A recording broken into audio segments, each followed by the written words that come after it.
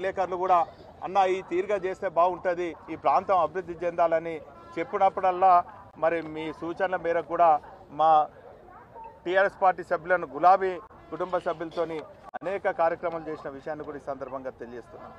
అయితే అనేక సందర్భాల్లో ఇటు జంక్షన్ డివిజన్ స్థాయి చేయాలి, కోచ్ ఫ్యాక్టరీ చేయాలని దాంతో పాటు ఇక్కడ అనేక సమస్యలు ఉండే కాజీపేట జంక్షన్లో క్రూ డిపోలు తరలి చేస్తుంటే దాన్ని నిలుపుదల చేసినాము. Division civil engineering training centre ఏర్పాటు కోసం ఉద్యమం చేసినాము. డివిజనల్ మెకానికల్ ఇంజనీరింగ్ ట్రైనింగ్ సెంటర్ని ఇక్కడ ఏర్పాటు చేయాలని చెప్పి మా రైల్వే రిటైర్డ్ ఉద్యోగస్తులు కానీ రైల్వే సంఘాలు కానీ చెప్పినప్పుడు వారి డిమాండ్ మేరకు మరి పెద్ద ఎత్తున ఉద్యమం చేసినాం. కొత్త శాటిలైట్ డిపో నిర్మాణం కోసం కూడా కృషి చేసినాము. అదేవిధంగా రద్దీ ఎక్కువైతుందని చెప్పి 4-5 ప్లాట్ఫామ్స్ మరి నిర్మాణం చేయాలని కూడా మా డిమాండ్లో ఉండే అవి కూడా మరి సాధించడం జరిగింది. రైల్వే స్టేడియం అభివృద్ధికి నోచుకుంటలేదు. ఇక్కడ కాజీపేట ప్రాంతంలో క్రీడాకారులు ఉన్నారు, దాన్ని అభివృద్ధి చేయాలని చెప్పి ఆ డిమాండ్ కూడా మేము పొందుపరచడం జరిగింది. అదేవిధంగా అడిషనల్ ఫుట్ ఓవర్ బ్రిడ్జ్ల సీనియర్ సిటిజన్స్ ఉంటున్నారు, మరి ఎక్కుడు దిగుడు కష్టమవుతుందని చెప్పి ఎస్కలేటర్స్ చేయాలని కూడా డిమాండ్ ఏర్పాటు జరిగింది. పిట్ లైన్ నిర్మాణం కూడా ఏర్పాటు చేయాలని చెప్పి డిమాండ్ చేసినాం. ఇదే కాకుండా రైల్వే హాస్పిటల్ను అప్గ్రేడ్ చేయాలని చెప్పి కూడా మా డిమాండ్ ఉండే. మరి ఈ సందర్భంగా రాష్ట్ర ప్రభుత్వం నుంచి కూడా ఆధార్ నమోదు సెంటర్ ఏర్పాటు చేయాలి, కంటి పరీక్షలు కూడా చేయాలంటే కాజీపేట ప్రాంత ప్రజలతో పాటు మరి రైల్వే ఉద్యోగస్తులు డిమాండ్ చేస్తే ఇక్కడ కూడా ఏర్పాటు చేసినటువంటి విషయాన్ని ఈ సందర్భంగా తెలియజేస్తున్నాం.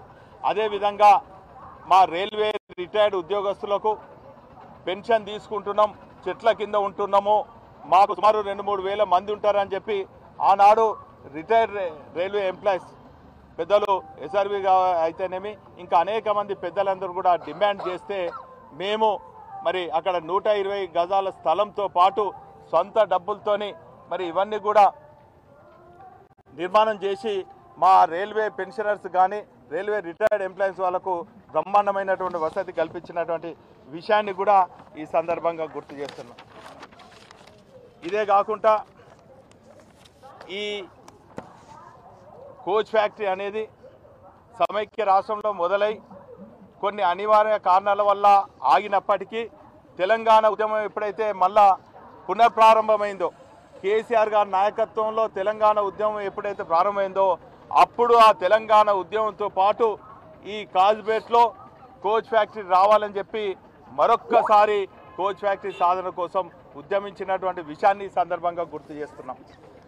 మరి తెలంగాణ సాధించే క్రమంలో ఈ ప్రాంత ప్రజలకు కావలసినటువంటి వనరులు ఎక్కడున్నాయి,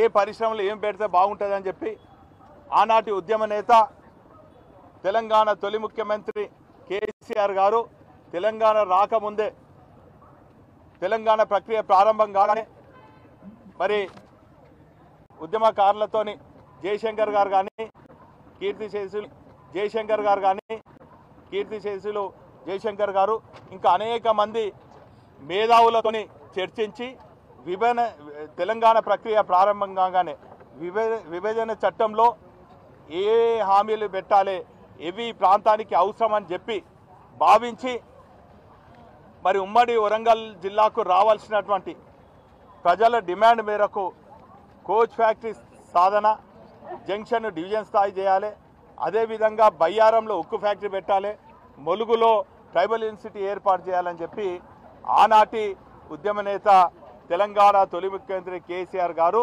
విభజన చట్టంలో ఈ అంశాలను కూడా మరి ప్రస్తావించడం జరిగింది. అయితే ఎప్పుడు కూడా మేము తెలంగాణ రాష్ట్రం ఏర్పడక ముందు ఈ డిమాండ్లతో పాటు తెలంగాణ రాష్ట్రం ఏర్పడిన తర్వాత మా ఈ డిమాండ్లు కొనసాగుతూనే ఉన్నాయి.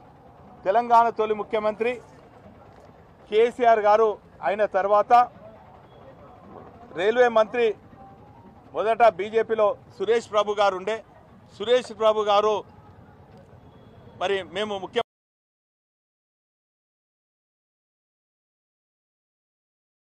గారికి మరి ప్రజల డిమాండ్ ఇస్తే వారు సురేష్ ప్రభుతో కూడా కలిసి మరి ఢిల్లీలో మరి ఈ విషయాన్ని కూడా చర్చించి మా డిమాండ్ అయినటువంటి కోచ్ ఫ్యాక్టరీని ఎప్పటికప్పుడు డిమాండ్ చేయడం జరిగింది. సరే, అప్పుడు ఉన్నటువంటి పార్లమెంట్ సభ్యులు కొంత పార్టీ మారొచ్చు, మా పార్టీలో గెలిచి ఇంకే పార్టీలో మారొచ్చు, అయినప్పటికీ కూడా మా డిమాండ్ ఒక్కటే, ఇక్కడ కోచ్ ఫ్యాక్టరీ రావాలి, జంక్షన్ డివిజన్ స్థాయిగా రావాలి అని చెప్పి మా డిమాండ్ కొనసాగుతూనే ఉన్నది. ఈ ఆందోళన చూసి టీఆర్ఎస్ పార్టీ ఒత్తిడి చూసి మా టీఆర్ఎస్ పార్టీ పార్లమెంట్ సభ్యులు ఎప్పటికప్పుడు పార్లమెంట్లో మరి ఈ అంశాన్ని లేవనెత్తుతుంటే దీనికి ఆనాటి మరి బీజేపీ ప్రభుత్వం ఒకసారి వ్యాగన్ మ్యానుఫ్యాక్చరింగ్ యూనిట్ అన్నారు. సరే, ఏదో ఒకటి ఏదో ఒకటి సాధించాలనే ఉద్దేశంతో మరి ఏదో ఒకటి